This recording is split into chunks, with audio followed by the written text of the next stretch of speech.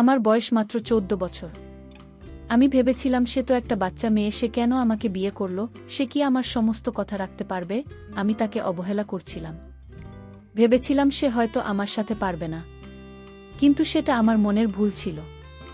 আমি যখন তাকে জিজ্ঞেস করলাম, তুমি কেন এত অল্প বয়সে আমাকে বিয়ে করতে রাজি হলে, সে তখন বলেছিল 18 বছরের মেয়ে রাজা করতে পারবে না।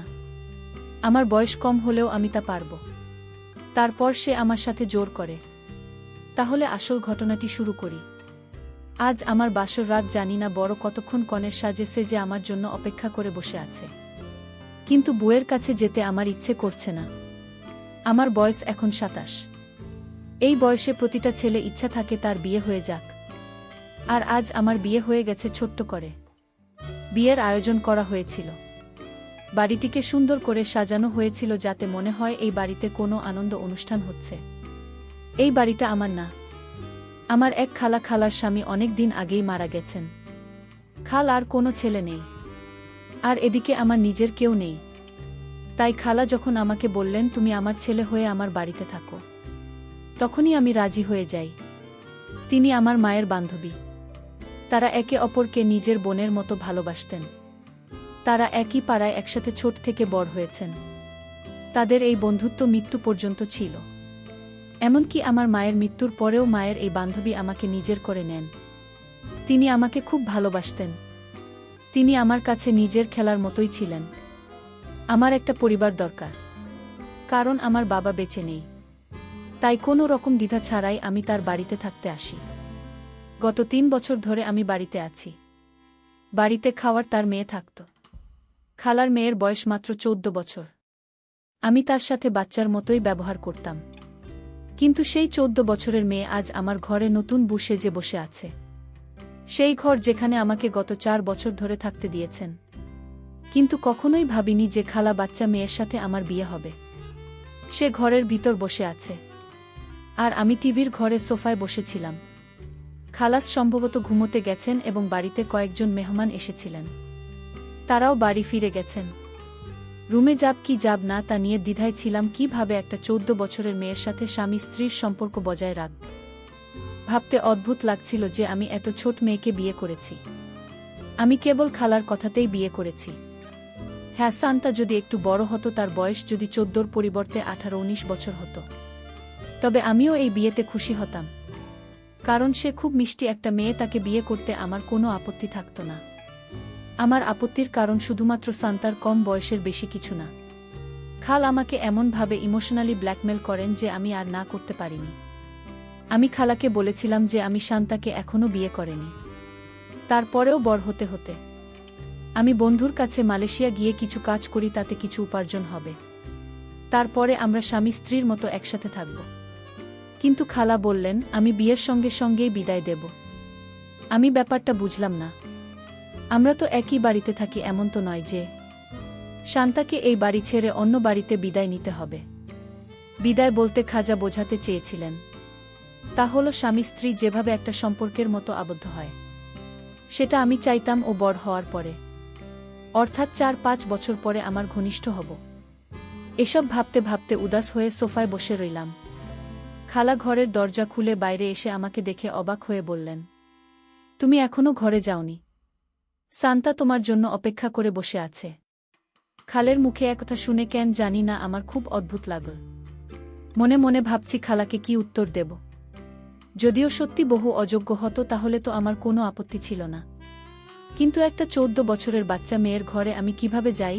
আমি খালাকে বললাম আমার শরীর ভালো নেই। তখন খালা বললেন, কোনো অজুহাত চলবে না, তোমাকে তোমার বউয়ের কাছে যেতেই হবে। তো আমি অনেক স্বপ্ন নিয়ে মেয়ের সাথে তোমার বিয়ে দিয়েছি, আর তুমি এভাবে আমার মেয়েকে অস্বীকার করতে পারে না। খালার কথা শুনে আমি অবাক হয়ে গেলাম। এখানে অস্বীকার করার কথা কোথা থেকে আসলো? তিনি হয়তো আমার কথা বুঝেও বুঝতে চাইছিলেন না। বাধ্য হয়ে সেখান থেকে উঠে সান্তার ঘরে গেলাম। ঘরের দরজা খুলে ঢুকতেই দেখি ও মাথা নিচু করে কনের সাজে বসে আছে। আমি তাকে জিজ্ঞেস করলাম, এভাবে বসে আছ কেন? জানি না। ওকে দেখে খুব দুঃখ ছিল, একটা বাচ্চা মেয়ে খালার জেদের কারণে। আমাদের দুজনকে শুধু খেলার কথা রাখতে গিয়ে আমাদের এই বিয়েটা করতে হয়েছে। আমি মনে মনে সিদ্ধান্ত নিলাম যে তার ১৯ বছর বয়স না হওয়া পর্যন্ত আমি তার সাথে কিছু করব না, যতক্ষণ না তার বয়স ১৯ হয়। আমি তার কাছে গিয়ে দাঁড়ালাম, কিন্তু বসলাম না। সে মাথা নিচু করে বসে আছে। এই সময় তাকে এত সুন্দর লাগছিল যে তার সৌন্দর্য ভাষায় প্রকাশ করতে পারব না। তার বয়স ১৪ হলেও কি হবে, কিন্তু এমনভাবে মেকআপ করানো হয়েছেন তাকে তার বয়সের চেয়ে বড় দেখায়। আমি চুপচাপ বালিশ নিয়ে সামনের সোফায় গিয়ে শুয়ে পড়লাম। সে অবাক হয়ে আমার দিকে তাকিয়ে কিছুক্ষণ পরে বলল, তুমি বিছানাতে ঘুমাও, ঝুঁকিটা খুব ছোট, আর তুমি তো লম্বা, তোমার ঘুমাতে কষ্ট হবে। ওর কথা শুনে অবাক হলাম যে এই বয়সে ছোট, কিন্তু কথা সে বড়দের মতো বলল। আমি ভেবেছিলাম যে আমি কাছে আসলে সে ভয় পাবে, তাই সোফায় ঘুমানোর সিদ্ধান্ত নিয়েছিলাম। কিন্তু যখন সে নিজেই বলছে, তার মানে তার কোনো ভয় নেই। আমারও বিশ্রামের দরকার, তাই বালিশ বিছানায় রেখে চোখ বন্ধ করে শুয়ে পড়লাম। চোখ বন্ধ, কিন্তু আমি জেগেছিলাম। কিছুক্ষণ পরে অনুভব করলাম যে ও এখনো বসে আছে। সে কি আমার জন্য অপেক্ষা করছে? আমি চোখ খুলে তার দিকে তাকিয়ে দেখি সে আমার দিকে তাকিয়ে আছে। তারপর আমি তাকে বললাম, তুমি এভাবে বসে না থেকে ঘুমিয়ে পড়ো। আমার ঘুম পাচ্ছে। কিন্তু কেন জানি না আমার কথা শুনে সে রেগে গেল। যদিও আমার কথা শুনে তার খুশি হওয়া উচিত ছিল। আমার মতে সে এত ছোট ছিল যে তার স্বামী স্ত্রীর মধ্যে কি হয় সে ব্যাপারে তেমন কিছু জানার কথা না। তবে কিছুক্ষণ পর সে আমার পাশে এসে শুয়ে পড়ল। এরপর আমি উঠে আলো বন্ধ করে দিলাম।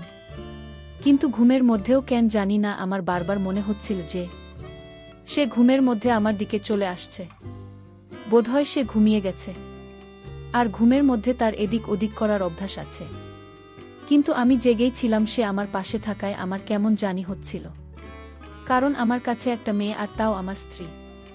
তার উপর আমার পূর্ণ অধিকার ছিল। কিন্তু এত ছোট মেয়ের সাথে, না, এটা মনে হয় ঠিক হবে না। সকালে চোখ খুলে দেখলাম তখন ঘুমোচ্ছে। আস্তে আস্তে উঠে বাড়ি থেকে বের হয়ে গেলাম। সারাদিন একটা চাকরির আশায় ঘুরলাম, যাতে তাড়াতাড়ি একটা চাকরি পায়। সান্তাকে নিয়ে খুব চিন্তায় ছিলাম যে কিভাবে এতগুলো বছর সাথে একই ঘরে কাটাব।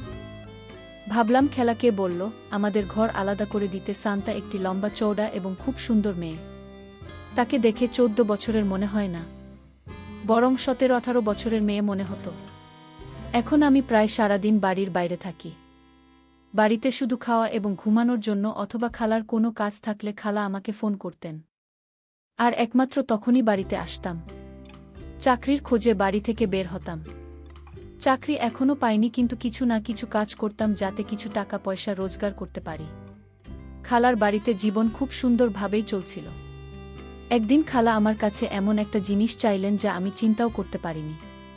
খাবার শরীর খারাপ হলে তিনি আমাকে ডেকে বললেন যে আমার জীবনের কোনো গ্যারান্টি নেই, যে কোনো দিন চলে যেতে পারি।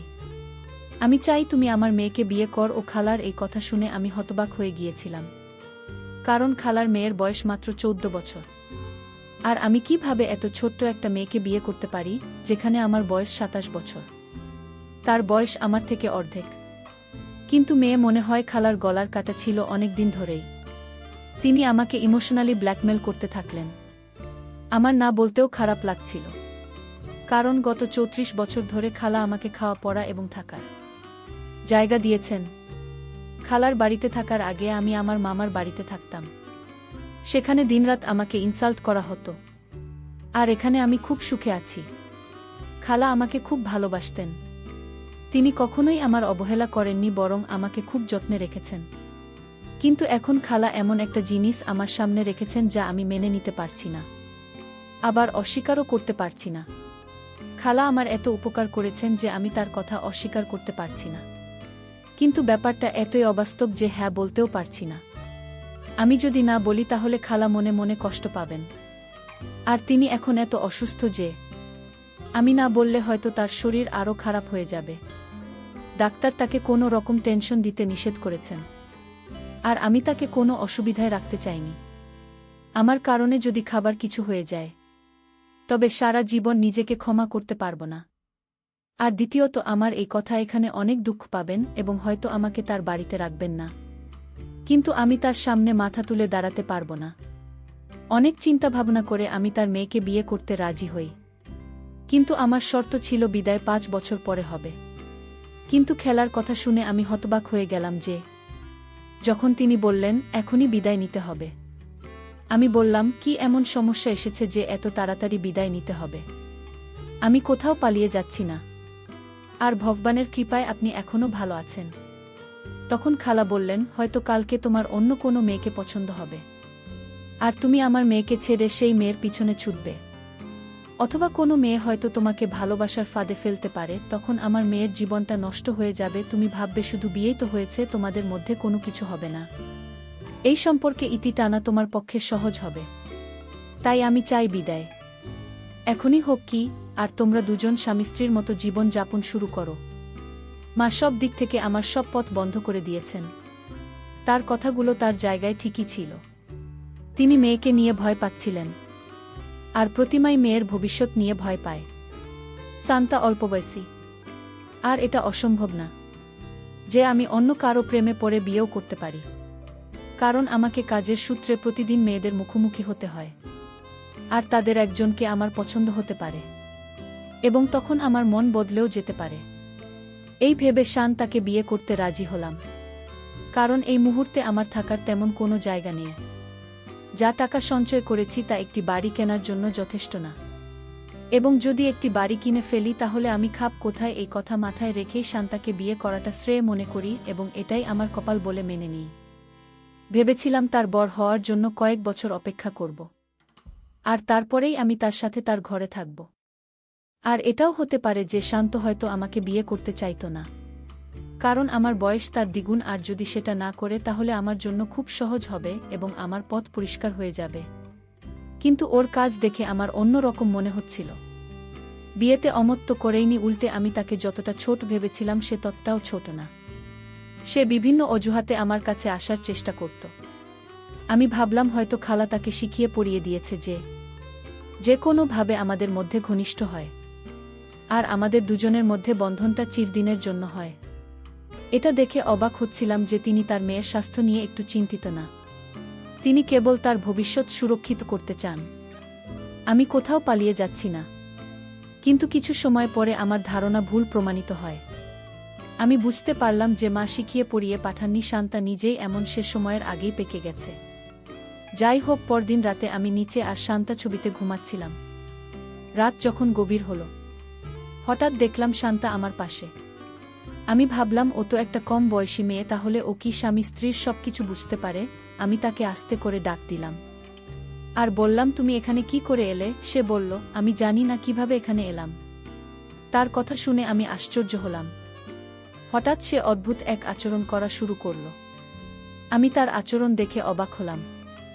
আমি বললাম, তুমি এটা কি করছো? সে তখন বলল, তুমি ভুলে গেছ, তুমি আমার স্বামী, তোমার প্রতি আমার সকল অধিকার আছে। বা আমি যাকে ছোট মেয়ে মনে করেছিলাম সে তো ছোট মেয়ের মতো আচরণ করল না। সে আমাকে বুঝতেই দিল না সে একটা ছোট্ট মেয়ে। আমি তার কান দেখে অবাক হলাম। বন্ধুরা, পরিশেষে একটা কথা তোমাদের বলতে চাই, তোমরা মেয়েদের বয়স কম হলেও তাদেরকে অবহেলা করবে না, কারণ তার বয়স কম হতে পারে, কিন্তু তার স্বামীর প্রতি যে কর্তব্য থাকে সেটা পালন করতে পারলে বয়সের কোনো সমস্যা হয় না। প্রিয় বন্ধুরা, গল্পটি ভালো লাগলে অবশ্যই কমেন্ট করে জানাবেন। আর নিয়মিত এমন আলাদা স্বাদের গল্প শুনতে ভিডিওটিতে লাইক এবং চ্যানেলটিকে সাবস্ক্রাইব করে সাথেই থাকুন। আর হ্যাঁ, নোটিফিকেশন বেলটি অল করে রাখবেন, যাতে পরবর্তী গল্প সবার প্রথমে আপনাদের কাছে পৌঁছে যায়। ধন্যবাদ বন্ধুরা, ধন্যবাদ সবাইকে।